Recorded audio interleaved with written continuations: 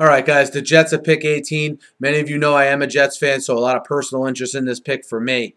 I know a lot of people are going to be screaming that they did not go after an offensive playmaker here at pick 18. But I ask you, what offensive playmaker do you think they should have taken here? You could say Brandon Cooks, but I don't think Brandon Cooks is a guy that they absolutely had to take at pick 18. If they think Calvin Pryor, who they ended up taking, the safety from Louisville at pick number 18, can be an enforcer-type safety, something Rex Ryan has not had since he's been Jets head coach.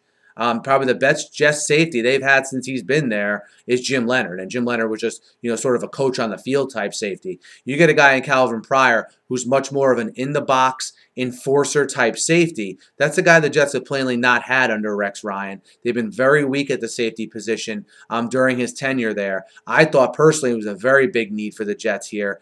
Pryor does fall to them at number 18, which is not too much of a surprise. This is a guy, what he lacks in his ability to cover, he more than makes up for in the intimidating plays that he made. If you watch any Louisville games this year, he has a nose for the football, okay? Had 6 fumble recoveries this year alone, okay? A guy who forces fumbles, a guy who's always around the ball, and a guy who may not be a ball hawk coverage-wise like a Clinton Dix, but for what the Jets want to do on defense, to be physical, to intimidate, and to really move their safeties around a lot and get them involved from a defense standpoint. I like the fit of Calvin Pryor. I don't know who you would have taken here ahead of Calvin Pryor. So I can't argue with the pick because it's a serious need for the Jets. I think they'll address the offensive playmaker needs certainly in the second round and with several of the 12 picks they have in this draft. If Rex, I'm a little surprised maybe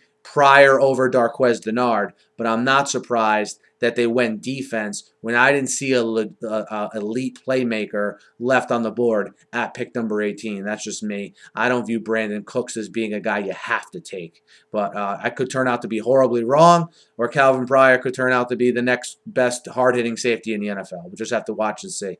Guys, let me know what you think of the pick of Calvin Pryor. Hit me up in the comments. Hit me up on Twitter as well. Be sure to subscribe to my channel, guys. It's completely free. I'm breaking down the entire NFL draft here. Thanks for listening. Have a great night.